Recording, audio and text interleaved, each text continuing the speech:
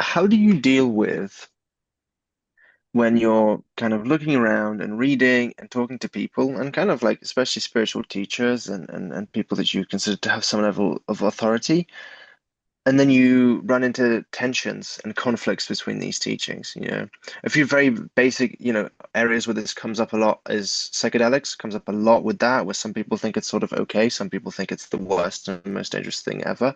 Another one is vegetarianism, where some people think it's like absolutely crucial and others think you can attain incredibly high states whilst eating meat. Another one is sex, where some people think that like it's okay to go with the flow and have sex if you want to, don't if you don't. Well, so others are like you got to guard your energy real hard when it's Kundalini. Um, and all of these people, the trouble is like none of these people seem like they're idiots. Like a lot of these people seem intelligent and good, and like they want to help and so on.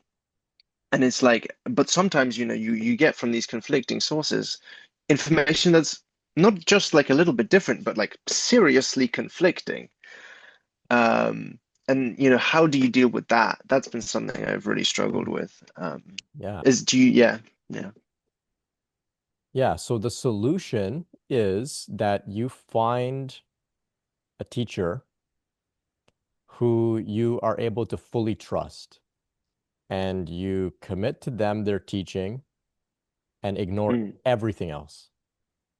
okay. That's how we overcome this conflict. Because there's teachers that are incredible that will tell you to do this. There's teachers that are incredible that will tell you to do the opposite. If you lock in with either of them based on your resonance, based on what your heart says, this is my teacher, this is a person that I can fully trust, then that will take you to where you want to go.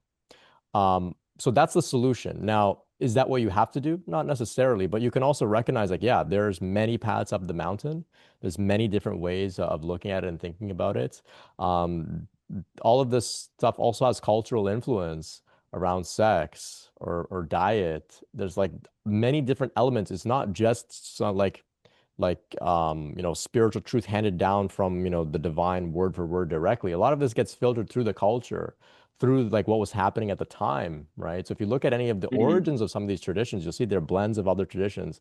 You'll see they Yeah, happened of during a course. time where there was war or there was this or there was that, and that sort of colors the way that they present the teachings. And so you have to just kind of recognize like there's no absolute way of doing it. Um, if you would like very clear thing that if you want to overcome any doubt or confusion, then yeah, you find one particular tradition and just lock in, and that's your way. That's why people enjoy like a tradition or being with a teacher because it just clears up any confusion about what do I do. You just say you could take a more of a passive approach and just say whatever this person says, I'll do it, right? Mm. So there's like I saw. I mean, this is Catholicism, right? Like Hmm. give everything up to the law of the church. Right, right. Yeah. You know. So it's obviously it's not easy to do.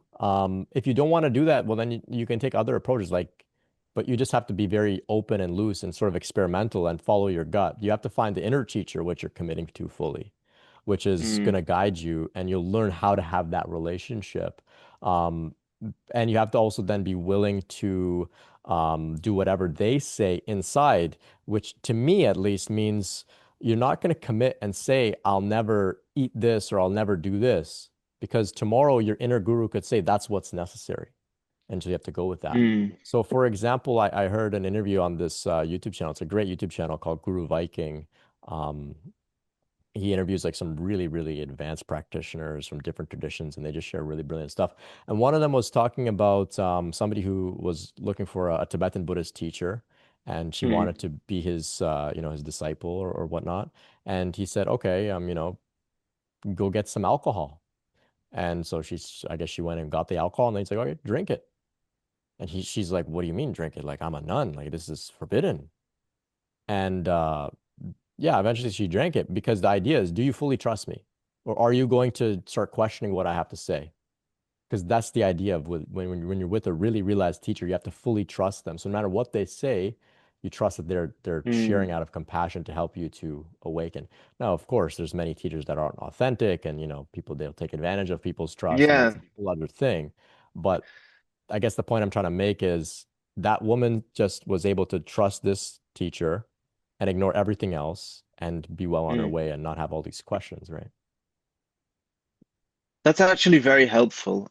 So I guess just to sort of follow up, my impression for myself, and like, do you think that this is sort of reasonable, is that I probably am someone that needs to find a teacher at some point, but the right teacher has not yet manifested, and I have to trust myself in the meantime. Yeah. It's kind of what it feels like, Yeah, you know? exactly. Yeah. Yeah. And you